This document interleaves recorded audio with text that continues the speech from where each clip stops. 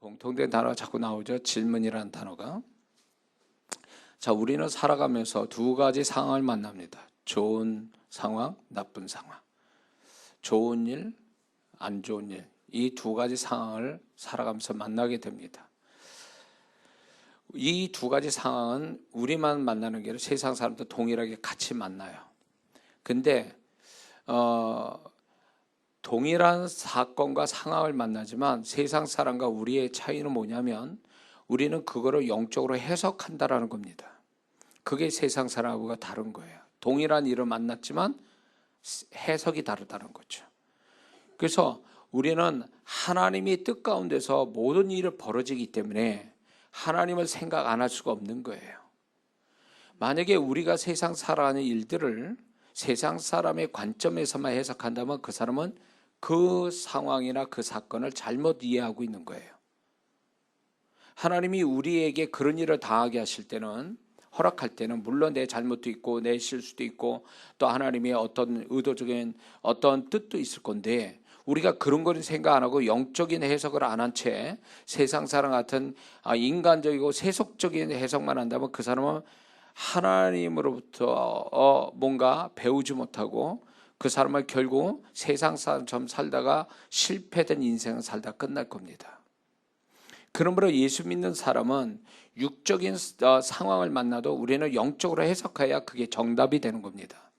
더 나아가서 우리 삶을 그렇게 주관해 가시는 하나님이 그런 우리 삶을 주체적으로 그분이 이끌어 가실 때 우리는 어떤 두 가지 상황, 안 좋은과 좋은 일로 통해서 우리는 하나님의 생각을 맞추는 것, 하나님 마음을 맞춰가는 것, 이거를 훈련하기 위해서 하나님은 우리에게 삶이라는 상황을 가지고 역사해 가는 겁니다.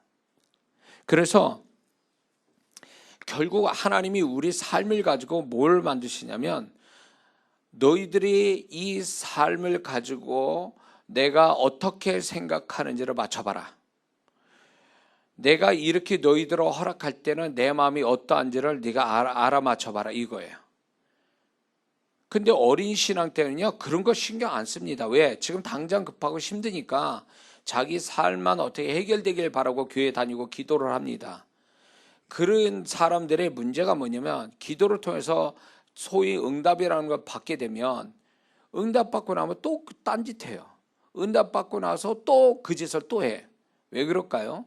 하나님과 그 상황을 통해서 하나님 생각을 읽어내고 하나님과 생각을 맞춰보고 또 하나님 마음이 어떠한지를 아는 이런 걸로 인해서 다음에 하나님이 과연 이걸 통해서 나한테 무엇을 얘기하시는지를 자꾸 그걸 알아가서 그분과 같은 생각, 같은 마음을 가지고 살아가는 것, 그래서 그분과 동행하는 것, 그분과 함께하는 것, 이게 하나님이 우리의 삶을 허락하신 이유가 되는데, 우리가 그걸 하기 위해서 만약에 처음부터 그런 것식으로 삶을 배웠다면 그 사람이 신앙이 10년이다. 그러면 10년 고수가 나오는 거예요. 10년짜리의 하나님 마음을 읽는, 하나님의 생각을 맞추는 수준이 되는 거예요. 1년 동안 그렇게 했다 그러면 1년짜리의 하나님의 생각과 하나님 마음을 읽어내는 자가 되는 거예요. 하나님에 대한 고수가 되는 거예요. 하나님을 아는 고수. 우리 삶이 잘 되고 못 된 거 가지고 그거 가지고 얘기를 하나님 앞에 하고 세상 사람이나 또 믿는 자한테 그렇게 얘기하면 그 사람 말은 틀리지 않지만 그거는 반만 맞고 반은 틀리는 거야. 반을 얘기 안 한 거예요. 그게 뭐냐? 하나님이 이 문제와 이 상황을 통해서 하나님이 나한테 이렇게 말씀했습니다. 이것이 하나님의 생각이고 이거에 대한 나를 향하신 하나님 마음은 이겁니다. 이걸 얘기해야 돼. 이거. 그래야 그 사람이 하나님의 의도를 아는 자예요. 삶을 그렇게 허락하신 하나님의 의도를 아는 자가 되는데 이거를 빼먹는 거예요. 많은 성도들이 이걸 빼먹고 얘기합니다. 내가 얼마나 힘든데 하나님 이것만 생각하고 하나님 나 알아주세요 이러지, 하나님이 왜 그걸 허락했는지에 대한 하나님 생각, 하나님 마음을 읽으려고 하질 않아요. 그러니까 그런 사람은 해결만 해결해 주면요 하나님의 의도대로 가는 게 아니라 지 멋대로 똑같이 튀어나가는 거예요.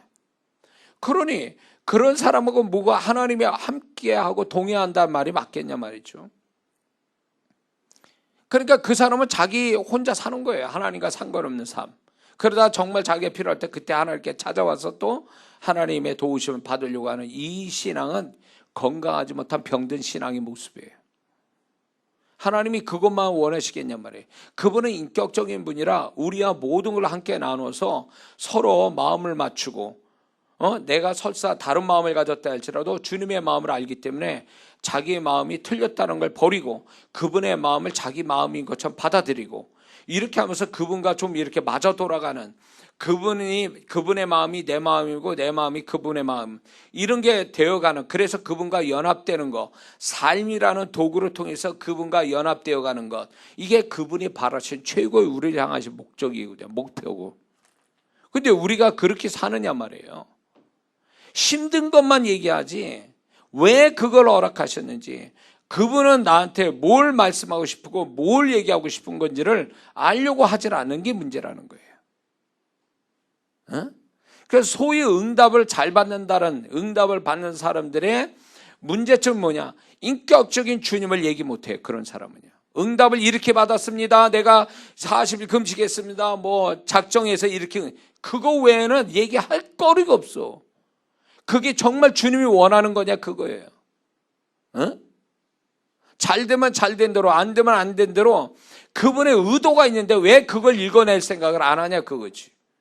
그걸 읽어내서 주님이 이것 때문에 나한테 이렇게 하시는 것 같습니다라고 자꾸 그분에게 자꾸 답이라는 걸 자꾸 얘기해 보는 거죠. 설사 처음에는 그게 익숙치 않고 잘 안 맞을 때도 있어요. 그러나 나는 그런 방향으로 그분과의 어떤 소통하고 내 삶을 가지고 그분과 연합되기를 바라고 자꾸 내가 오답을 내지만 언젠가는 정답을 낼 거다라면서 계속 주님께 질문하고 답을 드려보고 이렇게 하면서 나중에 맞춰가는 거죠. 맞춰가는 거죠. 그거에 대한 희열은 이루 말할 수가 없어요. 그것이 맞아 떨어질 때 오는 하나님 그분이 가지신 기쁨, 내가 그 하나님과 마음이 하나가 됐다라는 것에 대해서 내게 오는 그 기쁨이라는 건 이루 말할 수 없어요. 세상 다 얻은 것 같고 세상 다 모든 걸 다 감당할 수 있을 것 같은 그런 마음을 갖게 되거든요. 내가 그분과 하나가 됐다는 그거. 이걸 아느냐고, 이거를, 이런 신앙을. 지 몸뚱이 하나, 지 삶 하나 잘 되자고 하나님 이용만 하는 거지. 그게 무슨 뭐 하나님의 인격적인 관계에서 그분과 내가 일치되고 있다는 이런 놀라운 이런 기쁨, 이런 거를 경험해 보냐 그거예요. 주님이 속상한 건 그거예요.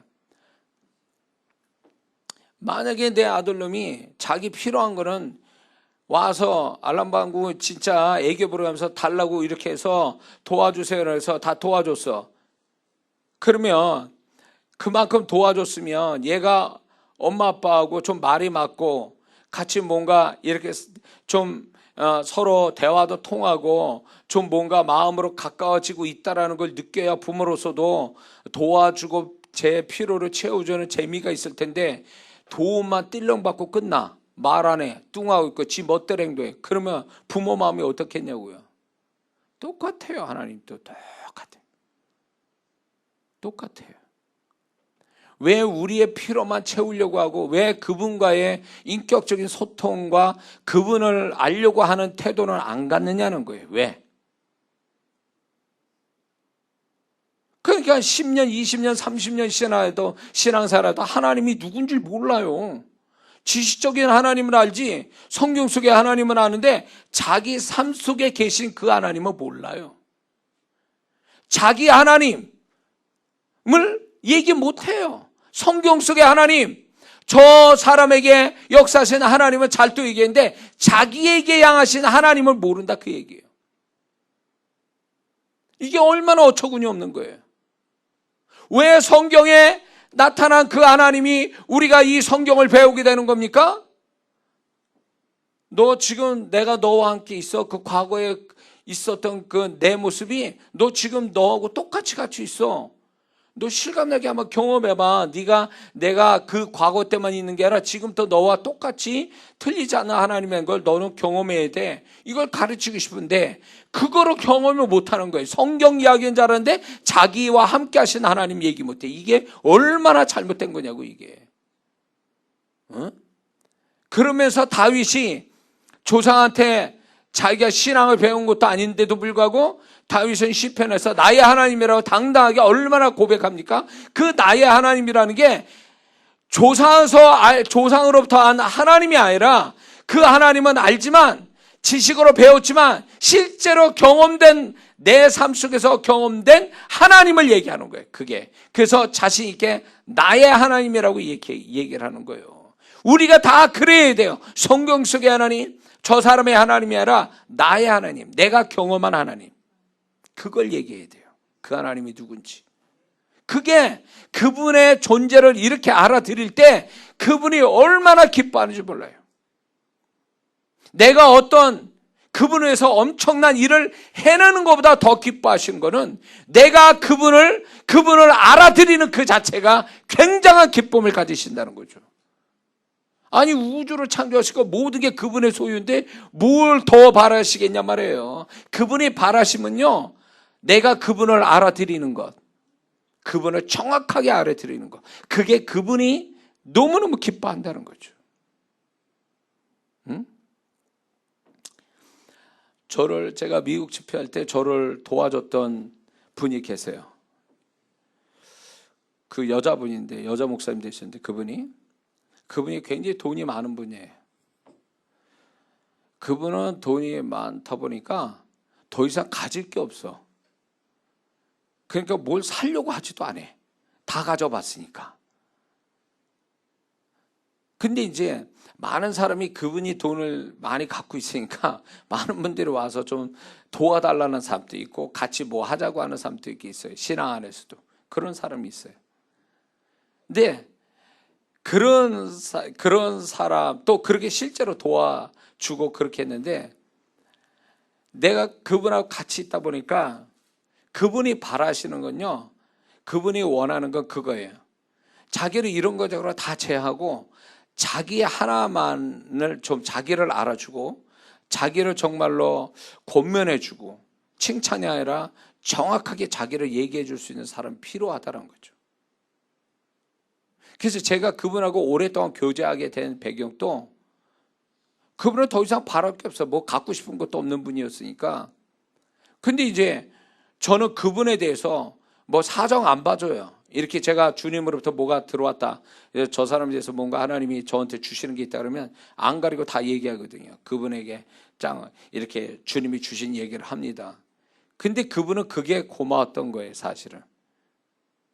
그분 또 누군가의 진단을 받고 평가를 받고 판단을 받아야 되는 거에 대해서 누구도 그렇게 안 해주는 거죠. 못 해주고. 그런 거에 대해서 제가 과감하게 그렇게 하니까 그분이 굉장히 그걸 기뻐하더라고요.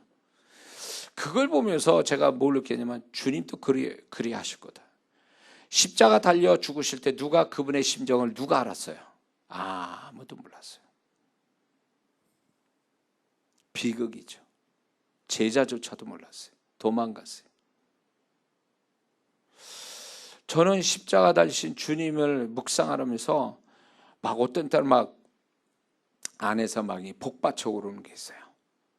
그분은 하나님이시면서 동시에 인간이시잖아요. 그분이 얼마나 고통스러웠으면 아버지께 정말로 이 잔이 옮기게 해달라고 그러고 고민하고 죽게 됐다라고 이런 말씀을 그렇게 서슴없이 얘기하셨을까요? 그분이 너무 고통이 끝이니까. 그런 인간적인 면에서 이분이 홀로 아무도 모르는, 아버지만 아는, 천사만 아는 이 십자가를 지시고 죽으셔야만 되는 이유를 그분과 그 천사만 알고 있던 이런 거, 인간으로서 그분이 정성을 쏟았던 사람들도 아무도 그분이 왜 죽으신지를 몰랐던 이 외로움과 이런 오해와 이런 억울함 속에 그분은 죽으셨거든요. 그래서 오늘날 우리한테 성령께서 우리에게 그분의 십자가에 달리신 그 심정이 무엇인지를 성령이 적나라하게 우리에게 가르쳐 주고 싶은 거예요. 그분이 얼마나 고통스럽고 얼마나 외롭던가, 얼마나 두려워하셨다는 그런 마음들을 우리 안에 그 성령님이 알게 하시는 거예요. 우리가 그런 주님을 알아들일 때에 주님이 정말 그런 부분을 제가 알아들일 때에 그분이 굉장히 내 안에서 기뻐하는 걸 발견하게 되거든요. 네가 그걸 성령을 통해서 네가 내 마음을 좀 아는구나. 그래서 그분은 더 가지실 게 없는 분이에요. 다만 그분이 누구시고 그분이 어떤 마음인지를 알아들이는 것, 그것만, 그 작은 거, 그거를 굉장히 원하신다는 거죠. 구원받은 우리를 통해서. 근데 오늘날 많은 그리스도인들이 그때 예수님 십자가 못 박은 사람들, 제자들 같이 오늘날 교회 안에 그런 성도들이 부지기수라는 거예요. 주님을 몰라본다, 그 얘기예요. 주님의 심정을 모르고, 주님이 어떤 마음인지 모르고, 주님이 누군지도 모르고 이러고 신앙생활을 한다는 거죠. 자기 편한 대로 자기의 생명을 보존하기 위해서 도망가고, 필요할 땐 주님께 붙어있고, 그때 당시 다 그랬어요. 그 사람들이. 그 십자가 주변에 나타난 예수님 중심으로 해서 나타난 그 사람이 다 오늘날 교회 안에 다 있다니까, 그 성도들의 모습들이. 주님이 십자가 달리실 때 그분이 원했던 건 뭐였을까요? 정말 진짜 그분을 알아들이는 거. 같이 십자가를 못 달리더라도 그분을 알아들이는 그것이 그분의 위로가 됐을 텐데 아무도 그분의 위로를 해주는 사람이 없었다는 거지. 그분의 정체를 모르니까. 오늘날에도 많은 성도들은 그래요. 주님과 함께 분명히 함께 사는데도 주님이 누군지도 몰라. 주님이 어디 계신지도 몰라. 주님의 마음도 몰라요. 그런 문제 상황 속에 있는 주님의 마음도 헤아리지 못하고 자기 입장만, 자기 생각만, 자기 중심으로 돌아가니까 그게 별반 다를 게 없어요. 그때 십자가 달리실 때 밑에 있던 제자들, 도망간 제자나 뭐가 달라요, 그게.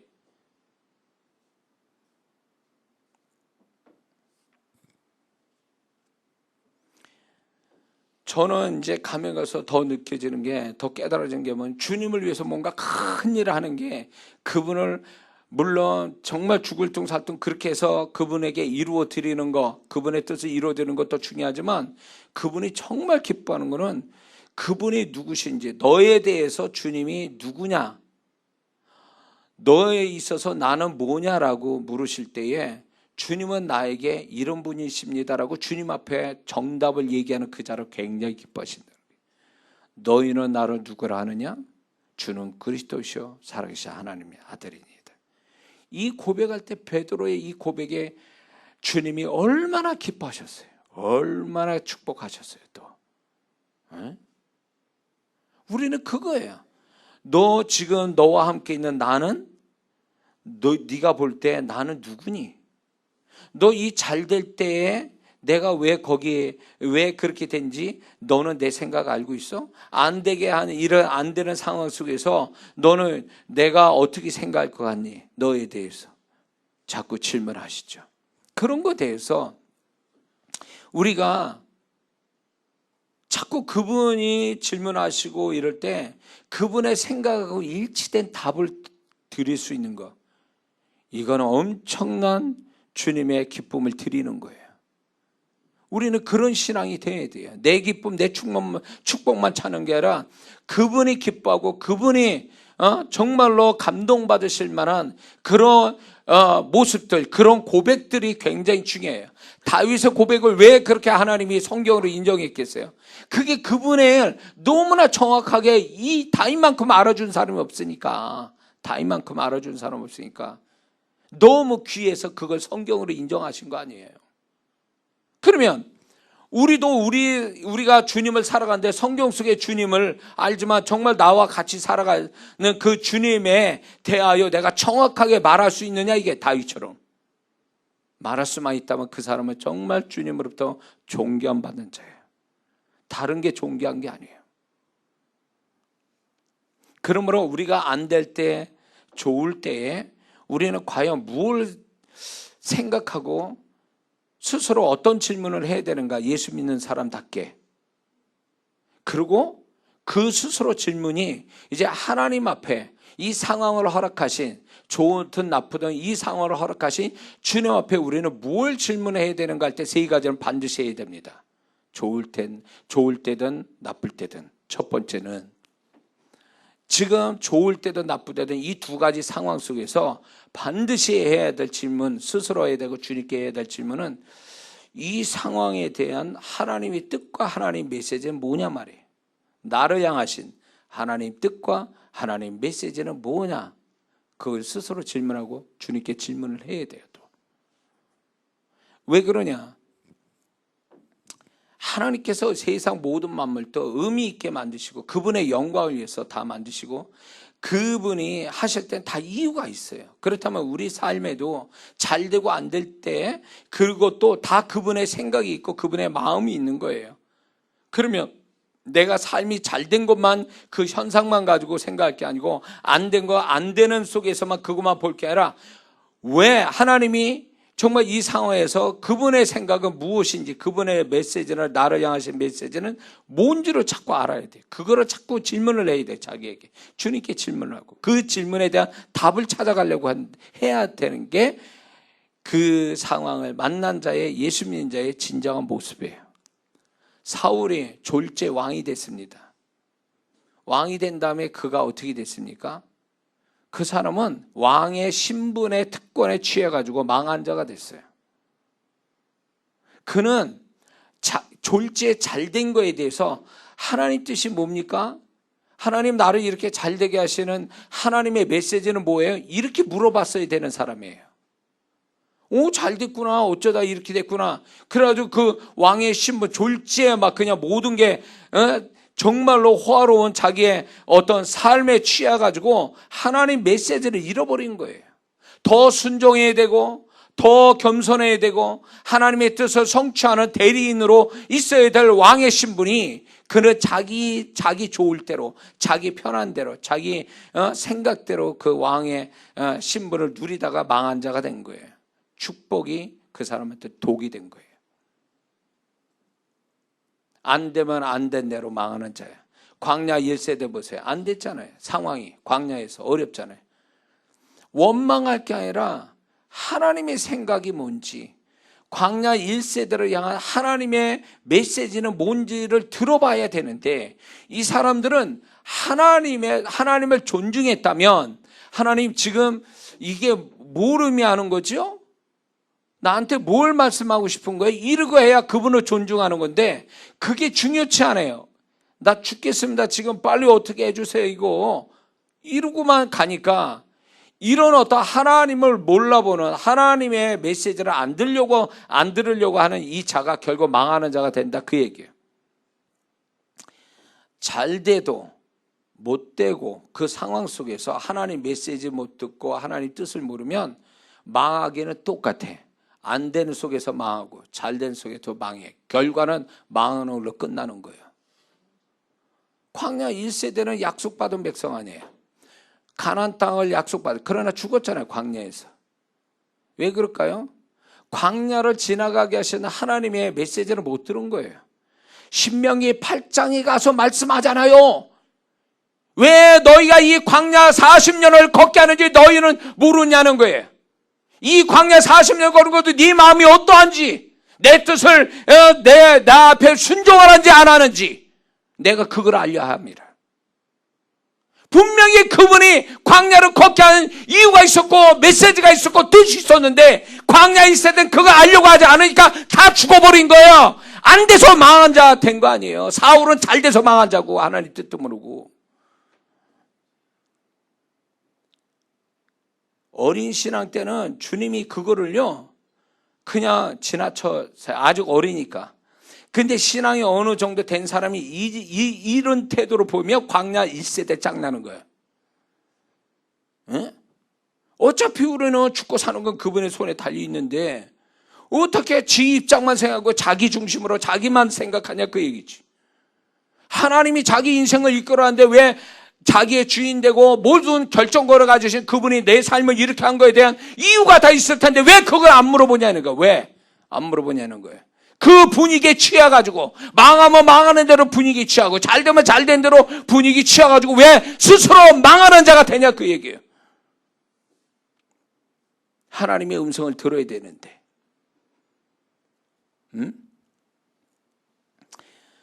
광야 40년 신명기 8장에서 40년 이 40년을 걷게 한 걸 너희들은 알아야 된다. 왜 걷게 했는지 그게 누구한테 얘기하냐면 광야 2세대한테 얘기한 거예요. 광야 1세대가 못 알아들으니까 다 그들이 광야에서 죽기 일보 직전에 그들이 다 죽어가고 있고 마지막 죽을 그 광야 1세대에 있을 때 마지막에 요단강 건너가기 전에 하나님이 그걸 말씀하셨단 말이에요. 못 알아들으니까. 그러니까 결국 40년 광야 2세대, 그 2세대 자녀 세대에게 얘기하시는 거예요. 자녀 세대. 하나님은 한 번도 우리 삶에 의미 없이 지나쳐 버린 적, 의미 없이 우리에게 일을 벌리신 분이 아니라고요. 우연히 어떻게 되는 게 아니에요. 어쩌다 되는 게 아니라고. 그 심오한 하나님의 생각, 하나님의 뜻, 하나님의 메시지를 우리는 그걸 먼저 듣는 게 진짜 하나님과 함께 사는 자의 모습인데, 그건 들을 마음이 없고 육신에 취하여 광야 1세대처럼 힘드니까 괴로우니까 이것만 해결해 달라고 하는 이 태도가 결국 자기 인생을 망치는 거지.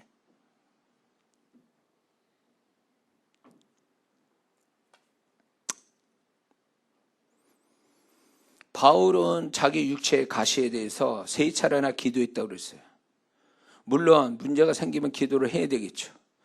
근데 하나님은 그 바울을 3차례나 기도한 신령한 사람인데도 불구하고 3차례 이 문제를 가지고 기도했을 때, 바울은 물론 낫기를 위해서 기도했지만 바울 같은 사람은 그러지 않았을 거예요. 낫기와 함께 하나님이 왜 이걸 허락했는지. 근데 거기서 그가 자기 육체 가시를 주셔야 하나님의 뜻을 알았잖아요. 스스로 교만하지 않기 위해서 하나님 육체 가시 주셨다. 벌써 하나님 마음을 읽은 자예요. 거기다 더 나가서 자기도 미처 발견하지 못한 그 병이 떠나가지 않는 이유는 그 약함을 통해서 그분이 그리스도가 강하게 그에게서 나타나기 위함이라는 사실을, 또 새로운 차원의 하나님의 뜻, 하나님의 메시지를 들었어요. 그러니까 그 다음부터 어떻게 나옵니까? 내가 약할 때 감이고 내 약한 거를 자랑하노라 이래요.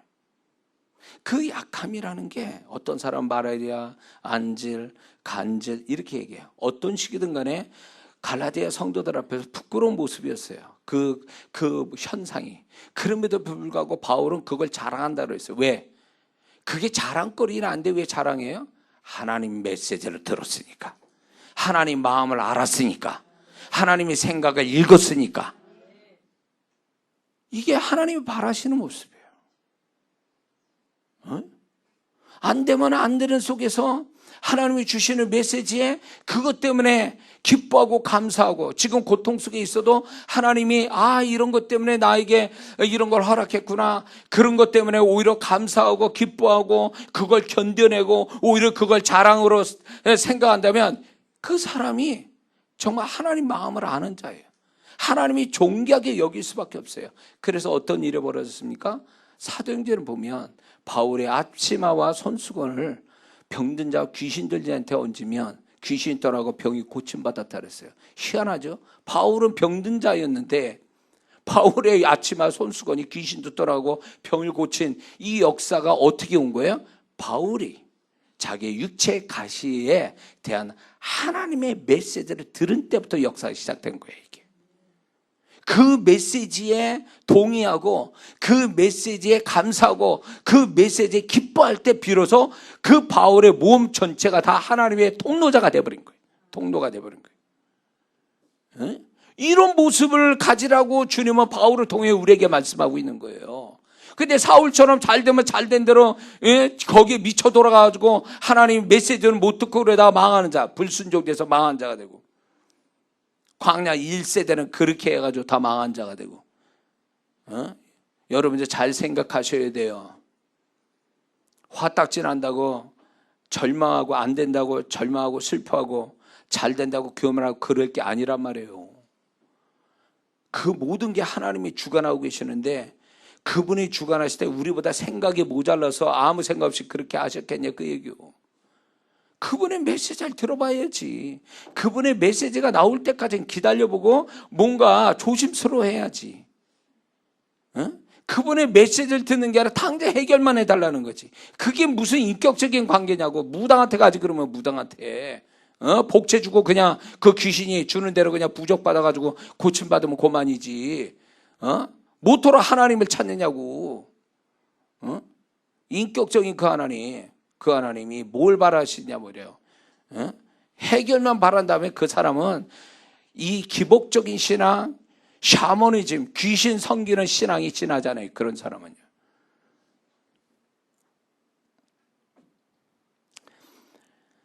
자, 요셉이요. 그가 이제 애굽 총리가 됐습니다. 그리고 자기 형들한테 자기를 왜 이렇게 축복을 하나님이 하셨는지에서 이유를 밝혀요. 창세기 45장 보니까 5절과 8절에 이렇게 얘기해요. 당신들을 나를 이곳에 팔았으므로 근심하지 마소서, 한탄하지 마소서. 하나님이 생명을 구원하시려고 나를 당신들 앞서 보내셨나이다. 그런즉 나를 이리로 보낸 자는 당신들이 아니요 하나님이시니라. 이렇게 고백해요. 이 요셉의 말을 하나님이 기록해 놓은 것은 그 말이 맞다라는 의미죠. 요셉이 애굽 총리가 될 수 있었고, 그가 애굽 총리로서 그가 장수하고 그 애굽 총리로서 영광을 누릴 수 있던 비결은 이거예요. 왜 자기가 하나님 앞에, 웃기잖아요. 꿈 하나 풀었다고 애굽 총리가 됐어. 이게 완전히 환상적이고 만화 영화 같은 얘기예요. 근데 이런 일이 벌어진 거에 대해서 요셉은 이유가 있을 거다. 하나님의 이유. 그걸 알아낸 거죠. 이거구나, 이거. 그래서 형들 앞에 그걸 고백할 때 하나님이 맞다 이렇게 해서 하나님이 기록해 놓으셨잖아요. 그러니까 요셉의 영광은 계속될 수밖에 없는 거예요. 하나님의 뜻을 알고 메시지를 알고 거기에 겸손하게 취하니까 하나님이 그 가정을 대대로 영광을 얻게 하시잖아요. 그런 거예요. 성경이 그걸 나타내 주잖아요. 하나님이 마음이 여기에 나타나잖아요. 근데 이런 게 있어요. 요셉이 2년 동안 술 맡은 관원장을 꿈을 풀어줬는데도 불구하고 술 맡은 관원장이 이 억울함을 바로한테 얘기해서 요셉을 빼줘야 되는데 잊어버렸다고 그랬어요. 애굽 그 술 맡은 관원장이 잊어버렸어요. 2년 동안 잊어버렸어요. 하나님이 그의 기억력을, 망각을 잊어버리게 한 거예요. 왜? 그때 가만히 그 말씀을 들여다보면 뭐가 오냐면, 요셉이 술 맡은 관원장한테 뭘 얘기하냐면, 나의 억울함을 바로한테 말해 주소서. 나는 죄가 없나이다. 무슨 얘기예요? 하나님이 거기에 있게 하신 데는 술 맡은 관원장을 통해서 하나님 계획이 이루어지고 요셉을 통해서 하나님의 계획이 이루고 하나님의 축복을 주시려고 하는 것에 대해서 요셉은요, 뭘 생각하냐면 자기 안일함, 생명 구원하는 일에 그걸 먼저 생각한 사람이에요. 그걸 먼저.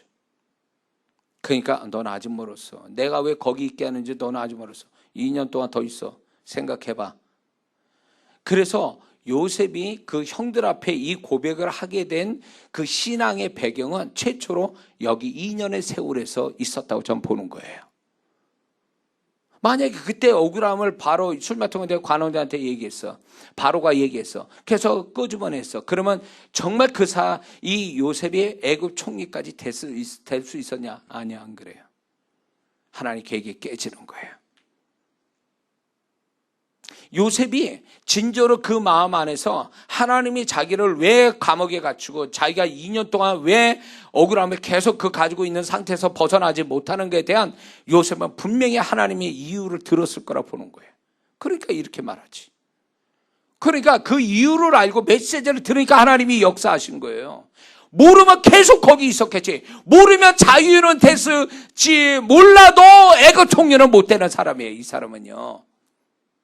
그러니까 우리가 잘 될 때 안 될 때든 간에 어떤 상황이든 간에 하나님의 메시지, 그 일을 허락하신 하나님 메시지를 듣는 것은 결국 안 되는 상황에서 벗어나게 해주는 거고, 잘 되는 거는 계속 유지되게 하는 중요한 우리의 태도라는 거예요. 어?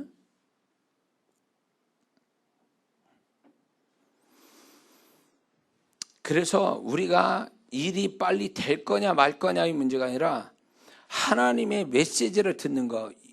그래서 여러 채널로 하나님의 메시지 듣고, 그게 하나의 메시지만 아니라 복합적으로 하나님이 메시지를 전달하셨을 거라고 그래서 자꾸 훑어내는 거죠. 그 하나님 메시지를 알기 위해서. 그게 믿는 자의 태도예요. 세상 사람이 할 수 없는 믿는 자의 태도예요. 그게 정답이에요. 성경이 그 사건을 통하여 얘기하시잖아요. 근데 하나님 빨리 해결해 주세요. 하나님 메시지 들을 마음도 없어. 들을 심령도 안 되고 그런 머리도 안 돼. 빨리 고쳐주세요. 해결해 주세요. 또 잘 되는 데서는 야 이게 웬 떡이냐고 막 지 멋대로 막 주일 잘 지키다 잘 되니까 또 주일도 안 지켜. 쉴 줄 알으니까 안 해. 그리고 봉사도 안 해. 그렇게 했다가는 끝장나는 거예요. 그거. 하나님이 그러라고 축복해 줬냐고. 근데 지가 스스로 망하는 거지. 메시지를 못 들은 거 하나님. 하나님의 메시지를 들어야 겸손해지고 이게 나로부터 시작된 게 아니라 하나님의 은혜로 된 것이구나. 그러면서 그 속에 어려운 가운데서도 하나님께 찬양하고 그 하나님 메시지를 들을 줄 알아야 회개도 할 줄도 알고 하나님 메시지를 들어야 또 정말 하나님 앞에 뜻을 또 묻고 기다리는 이런 신앙이 될 텐데 묻질 않아. 하나님 메시지를 들을 마음이 없으니까 지 생각대로 상황대로 가다 보니까 망하는 자가 되는 거예요. 안 되는 상황에서는 더 안 돼서 망하고 잘 되는 사람은 잘 되다 홀딱 망하고 망하는 건 똑같아. 성경은 그걸 얘기하고 있어요. 그러므로 우리는 어떤 상황이든 간에 잘 되든 못 되든 간에 항상 그 질문을 나한테 하고 하나님께 하세요. 하나님 이 상황에서 저에게 주시는 메시지가 뭡니까? 하나님의 생각은 뭐예요? 그걸 알기 원합니다. 그거를 알고 제가 그거에 감사하고 나는 주님이 생각하신 대로 나는 순종하겠습니다. 딱 이러면요 끝난 거예요. 상황 끝. 안 되는 거 벌써 끝내. 잘 되는 건 보장해 주셔. 어떤 사람은 축복을 단회적으로 받았어요. 어려운 가운데 축복을 받았어요. 근데 그 다음부터 연결이 안 돼. 한 번 축복으로 소멸돼서 끝났어. 왜 그런가 가만히 봤더니 하나님 메시지를 못 들었어요. 근데 이 사람이 어떻게 안 좋아서요? 잘 되니까 자꾸 변명과 핑계대요. 이렇게 잘 되니까요. 시간이 없어요. 주일날 교회 나올 시간이 없어요.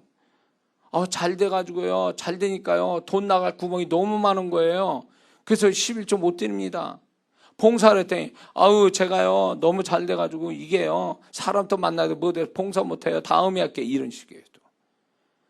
그런 식으로 자기가 핑계와 변명되니까 하나님은 너는 내 메시지를 못 들었구나.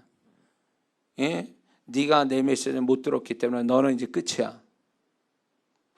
하나님과 마음이 이렇게 생각이 마음이 같아지고 거기에 따라서 순종할 마음을 딱 가져야 그게 하나님이 도장 찍어서 그 축복을 연장해 주고 보호해 주는데 그거 하나님 메시지 못 들으니까 하나님이 놔둬버리는 거예요. 그냥 네 멋대로 해봐라. 그래놓고 사단에 밥 대고 그러다 다 털리고 이러는 거죠. 어려운 상황에서 그 어려움이 왜 극복이 안 되는 줄 아세요? 왜 그게 일치가 안 끝나는 줄 아세요? 그 속에 있는 하나님의 메시지를 못 들어서 그래요. 하나님 메시지를 듣고 그대로 순종하려는 마음이 있다면 이미 그 일은 끝난 거예요. 왜 그렇게 하실까요? 하도 하나님의 생각을 모르고 하나님 뜻도 모르고 있으니까 그걸 통하여 안 되는 상황에서 알게 해서 거기 뜻에 순종하게 만들려고 하는데 안 되는 상황에서도 지 고집 피우고 지 생각대로 가버리니까 그러니까 해결이 안 나는 거예요. 누가 이기는가 해볼까? 너랑 나랑? 네 고집이 이기는가 내가 고집이 이기는가 해볼까? 하나님 이긴 자 없어요. 그 사람은 하나님 앞에 굴복할 때까지는 그 고난 안 끝납니다. 그분의 마음과 생각을 알 때까지는 그 고난 안 끝난다니까요. 두 번째, 우리가 잘 되든 잘 안 되든 그런 두 가지 상황 속에서 우리가 스스로 질문하고 또 주님께 질문 드려야 될 게 이거예요. 나는 이런 상황 속에서 하나님을 높여드리고 있는가? 나는 이런 상황 속에서도 하나님을 높여드리고 있는가? 어떻게 높여드리고 있는가? 이거를 스스로 질문해야 돼요. 중요한 건 상황에서 벗어나고 그 상황, 잘 되는 상황을 유지하려는 그게 중요한 게 아니라 이 상황 속에서 하나님을 내가 어떻게 높여드리고 있는가? 하나님은 이런 상황에서 하나님을 어떻게 하는 게 높여드리는 건가 라고 그걸 생각해야 된다는 거예요. 바울과 실라는 억울하게 매맞고 감옥에 갇혔을 때에 그들은 한밤중에 하나님하여 기도와 찬미를 했다고 시작했어요. 그게 하나님을 높여서 기도만 했다면 하나님을 높인 게 아닌데 거기다 하나님을 찬양했다라는 거예요. 이거는 하나님을 신뢰하는 자만이 할 수 있는 거예요. 안 좋은 상황에서도 하나님의 선하심과 그분의 위대하심을 찬양하는 것, 그거는 하나님을 높인 거예요. 그러니까 옥문이 열리고 지진이 나서 옥문이 열리고 그거예요. 우리가 이런 사람 많아요. 어려우니까 다음에 잘 되면 제가 할게요. 교회도 나가고 헌금 다 할게요. 이래. 또 잘 되는 사람은, 또 안 되는 사람은 그렇게 하고, 잘 되는 사람은요 또 뭐라 하냐면 조금만 더 잘 되면 그때 할게요. 이래. 그런 식으로 스스로 변명을 막 댑니다. 그래서 뒤로 미루어요. 지 일이 더 급해. 자기 일이 더 중요해. 그래가지고 그 일을 허락하신 하나님 앞에 영광 받으실 걸 그분이 기다리고 있는데 그걸 안 해요. 자꾸 뒤로 미루어. 그리고 안 되는 상황 속에 있는 사람, 아니 난 지금 나도 지금 죽겠는데 나도 힘든데 뭘 하나님을 어떻게 높인다는 거야 도대체. 나 먼저 살고 봐야지 이래요. 이 사람들은요 하나님을 높일 줄은 모르니까 하나님을 높여야 자기가 높아진다는 공식을 모르는 사람이에요.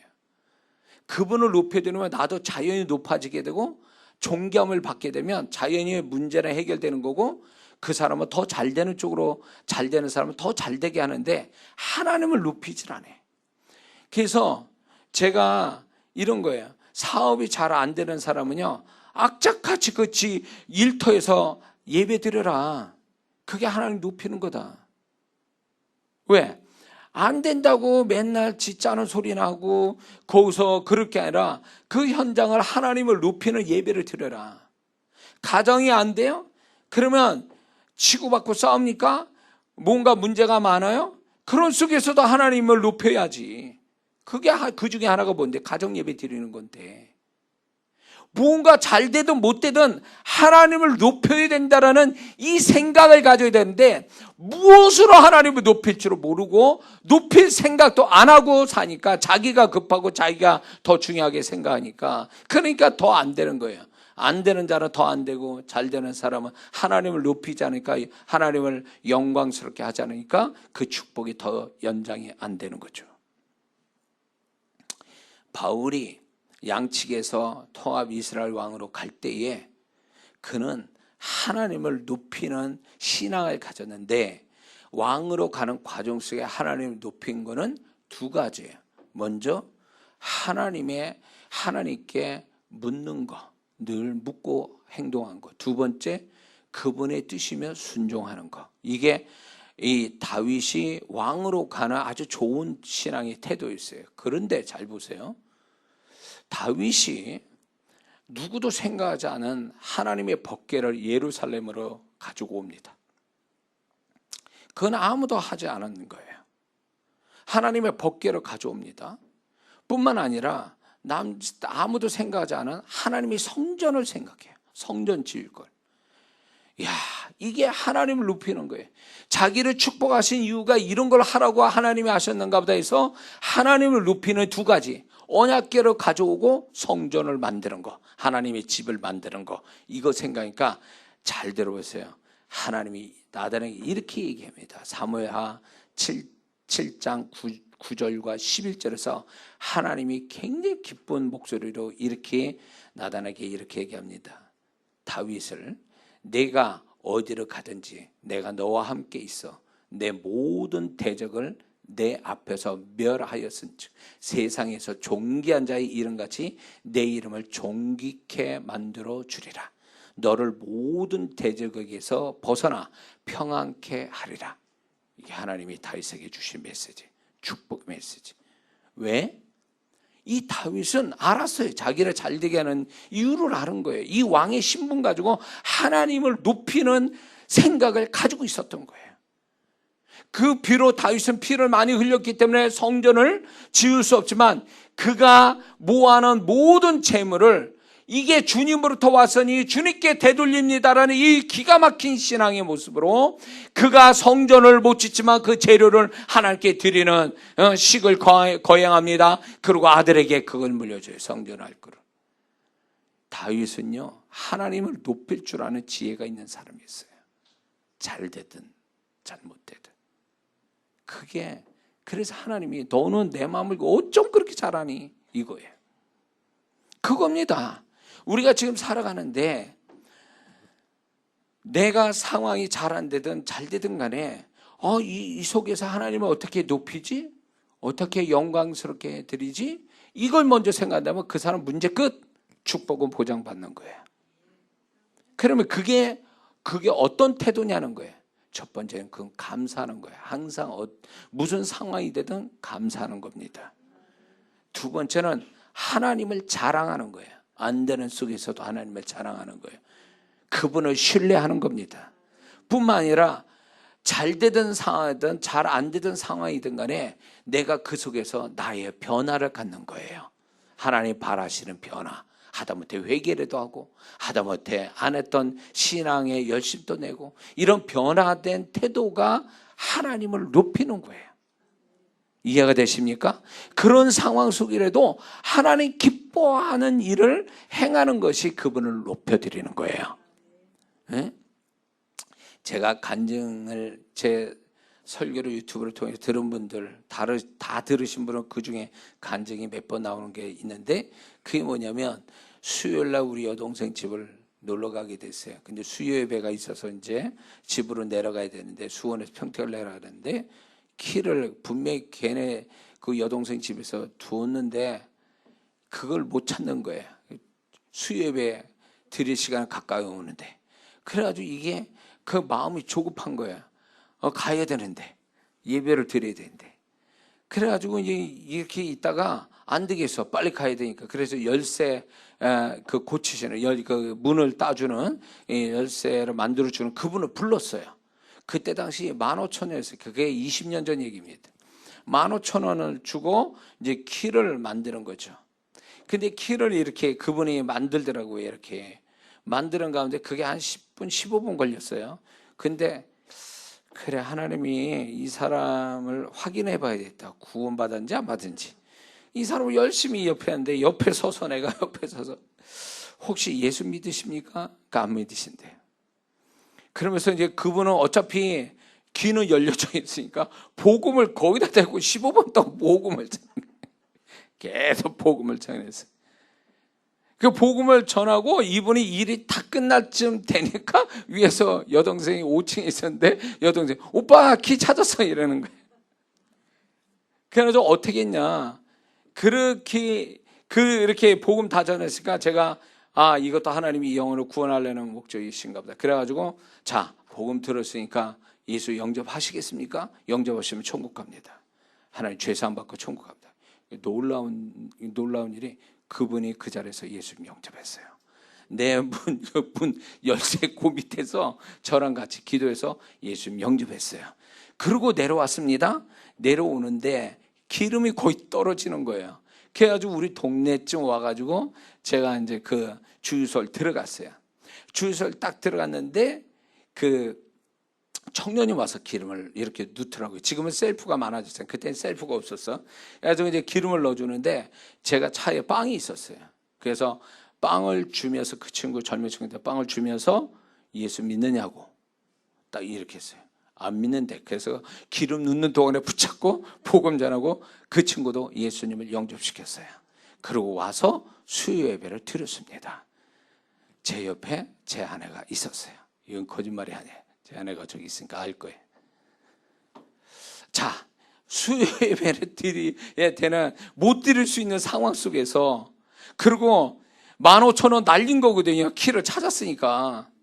조금만 더 있으면 찾는 건데 15,000원 날렸지만 그 열쇠공 그분을 예수 영접하고 기름 떨어져 시간이 급한데 기름을 넣을 수밖에 없어 기름 들어갔더니 거기서 그 청년 하나를 빵 하나로 예수를 영접시키고 저는 그게 굉장히 저한테 굉장히 많은 교훈을 줘요. 지금도 마찬가지. 내가 안 좋은 상황 속에 있어도 이 상황에서 하나님을 뭘 기뻐하실까? 그분이 나를 통해서 이 상황에서 영광을 받으신다면 뭘 가지고 영광 받으실까? 이걸 생각해요. 잘 되면 잘 되는 속에서 어떻게 하는 게 하나님께 영광 돌리는 거지?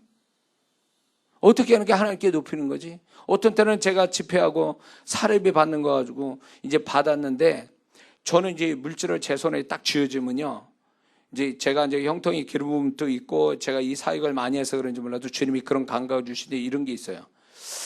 제가 예상치 않은 물질이 딱 들어오면 그 돈을 잡으면 이게 내 돈이다, 내 돈이 아니고 다른 사람 줄 돈이다, 이게 제가 감을 잡아요. 여지없어. 좀 지나 보면 그 돈 달라는 사람이 나타나요. 안 것처럼.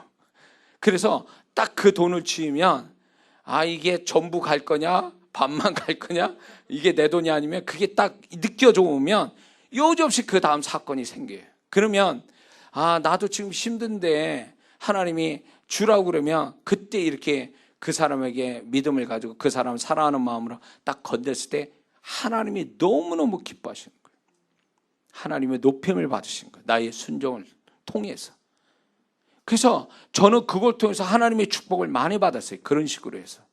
그러니까 안 되면 안 되는 대로, 잘 되면 잘 되는 대로 내가 하나님의 그 상황에서 어떻게든지 악착같이 하나님을 높여드리는. 근데 하나님은 이런 거 아십니까? 만약에 안 좋은 사건이 딱 있어. 근데 하나님은 이 상황 속에서 한 10가지를 나한테 높임을 받으시려고 작정하셨단 말이에요. 그러면 내가 10가지만 아니라 20가지 정도 했으면요, 상황 끝이에요. 이거 문제 끝났어. 그거 아세요? 근데 이런 게 있어. 하나님의 그 어려운 상황에서 나에게 10가지 영광을 받으시기를 원하는데 내가 하나도 안 해. 그러면 어떻게 되는 줄 아세요? 그 영광을 받으실 때까지 그분이 그걸 유보시킨다는 거예요.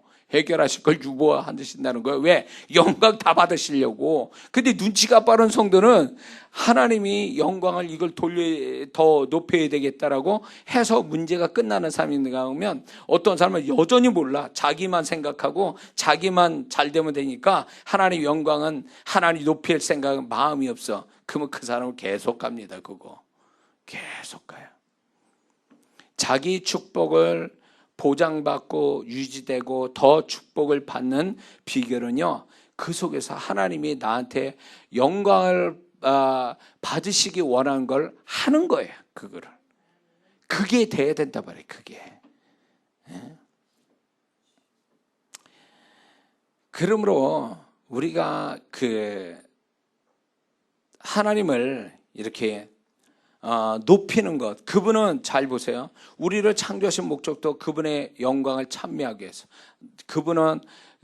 그분을 찬송케 하기 위해서 우리를 지으셨다 그러고, 에베소서 1장에 보면 우리의 구원을 하신 목적이 그의 영광을 찬미하기 위함이랬거든요.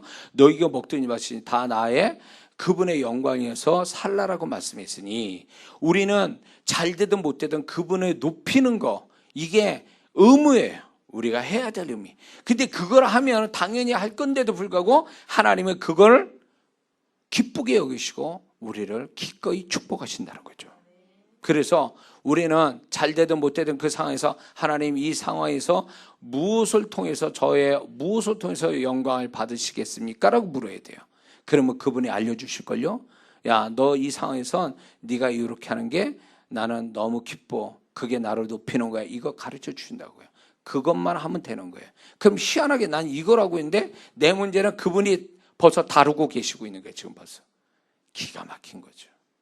난 그분을 높였을 뿐인데 그분은 내 삶을 조종하고 계시고 해결해 가고 계시는 걸 보게 되는 거죠. 할렐루야. 은혜가 되십니까? 자, 세 번째는 이거예요. 잘 되든 못 되든 그런 두 가지 상황 속에 놓여질 때 우리가 스스로 질문하고 하나님께 질문할 게 뭐냐면, 하나님은 어디로 나를 인도하시는가? 하나님 나를 어디로 인도하시는 거예요? 이걸 물어야 돼요. 스스로 질문해야 돼요. 왜? 그분은 내가 잘 되든 못 되든 간에 정체되어 있는 걸 원하지 않아요. 그분은 어떻게든지 우리를 흘러가는 물처럼 이렇게 이끌고 가세요. 사망의 음침한 골짜로 가기도 하고 잔잔한 물가로 쉴만한 물가로 인도하세요.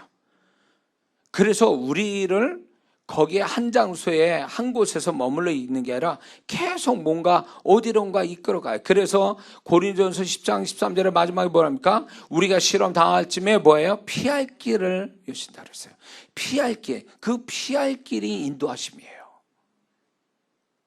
그러니까 하나님은 사방을 다 막지는 않아요. 피할 길을 두신다고 그쪽으로 인도하시는데, 우리는 왜 절망하고 슬퍼하고 두려워하는 줄 아세요? 안 좋은 일 생길 때 그쪽만 봐서 그래. 그것만. 근데 다른 방향으로 딱 보면 그분이 피할 길로 인도하고 있는데 그거는 감을 못 잡고 있는 거예요.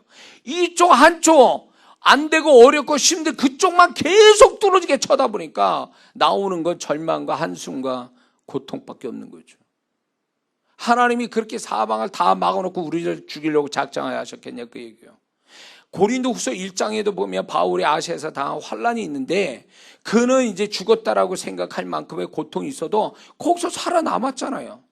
그래서 그거를 왜 살아남았냐라고 했을 때, 하나님을 의뢰하는, 자기를 버리고 하나님을 의지하는 그 하나님의 뜻이 있었기 때문에 내가 그걸 깨달았다라고 얘기하잖아요. 그것이 결국 거기에서 벗어나게 된 계기가 되는 거거든요. 그러니까 하나님이 마음이든 삶이든 피할 길로 인도하시는데 그걸 봐야 되는데 그걸 못 보는 거예요. 그러니까 벽만 쳐다보고 있는 거예요. 바로 뒤나 옆을 보면 거기에 샛길이 있는데도 그걸 안 보고 앞에 벽만 보고 계속 한숨 짓고 괴로워하는 거죠. 그래서 우리는 그런 상황에서 하나님을 절대로 다 막아놓질 않아요. 분명히 하나님이 우리를 이끄시는 샛길이 있어요. 그래서 우리는 그런 상황 속에서도 하나님 나를 어디로 인도하시는 겁니까? 라고 물어야 돼요. 잘 되는 가운데서도 하나님 제가 어디로 인도하시는 거예요? 그거를 계시해 줘요. 마음에서. 야, 너 여기서 머무는 게 아니라 내가 마음을 줄게. 너 이거 여기서 머무는 게 아니라 내가 이런 생각을 가지고 있어. 그러니까 그쪽을 기도하고 있고 그쪽을 바라보고 있고 그러면 내가 그런 쪽의 환경과 사람을 만나게 해줄게. 이런 게 오거든요. 이걸 받아야 되거든요, 이거를. 지금 안 되는 그것만 생각만 하고 잘 되는 지금만 생각한다면 그 사람은 하나님이 인도하심을 놓쳐버려요. 놓치면 어떻게 된 줄 아세요? 그 자리에서 뺑뺑 도는 거야, 그냥. 뺑뺑 도는 거야. 피할 길을 잃어버렸으니까 그 사람은 제자리에서 뺑뺑 도는 거야, 그냥. 뺑뺑 도는 거야. 잘 되면 잘 된 대로 뺑뺑 돌아. 나아지는 게 하나도 없어. 거기서만 빙빙 돌다가 끝장나는 거지.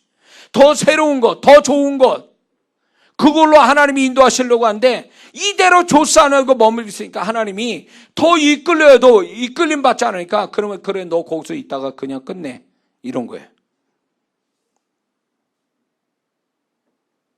안 되면 안 되는 쪽으로 하나님께서 안 될 때는요 반드시 그 속에 잠시 정체는 될지 몰라도 하나님은 반드시 우리를요 머물고 계속 머물러서 정체되는 걸 원하지 않아요. 어떻게든지 끌고 가세요. 계속 새로운 곳으로. 그러기 위해서 마음과 삶에서 자꾸 뭔가 피할 길을 자꾸 알게 하신단 말이에요. 마음에서도 있고 삶에도 있어요.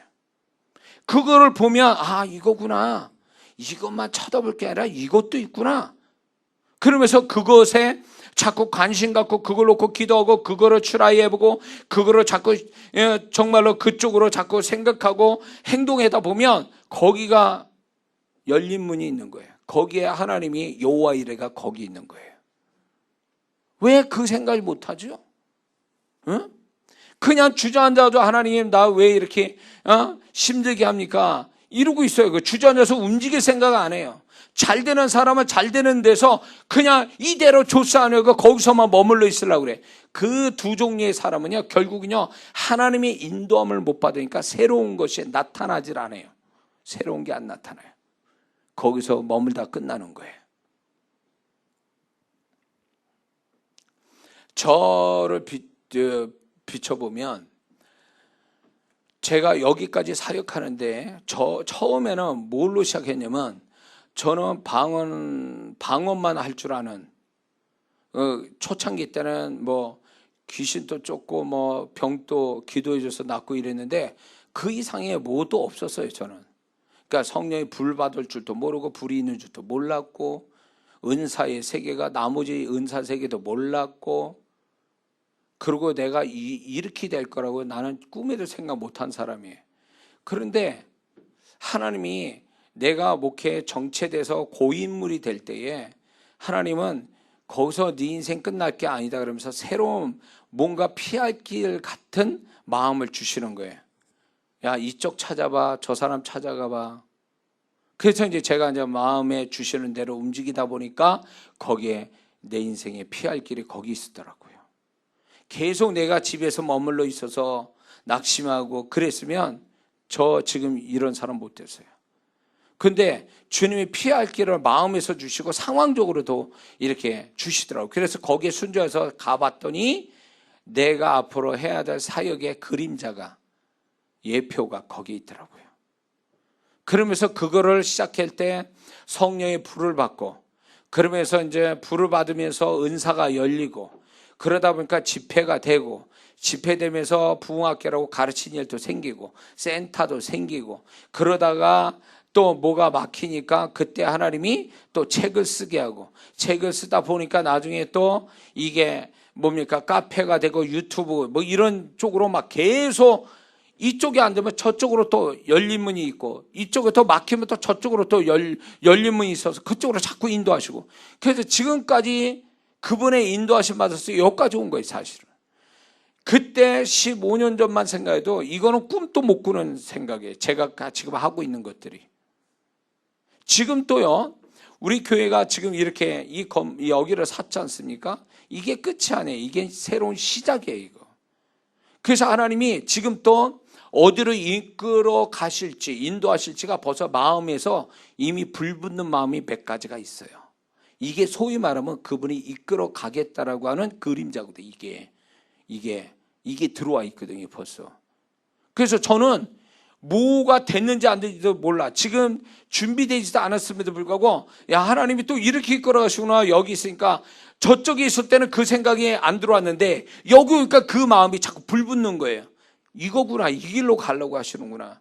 그래서 제가 앞으로 저 혼자만 잘 되는 사역이 아니고 교회가 아니라 정말 많은 교회들, 많은 사역자들과 함께 연합해서 하나님 기뻐하신 일을 해내는 그 일을 하려고 마음속에 하나님이 새로운 환상을 주시기 시작했어요.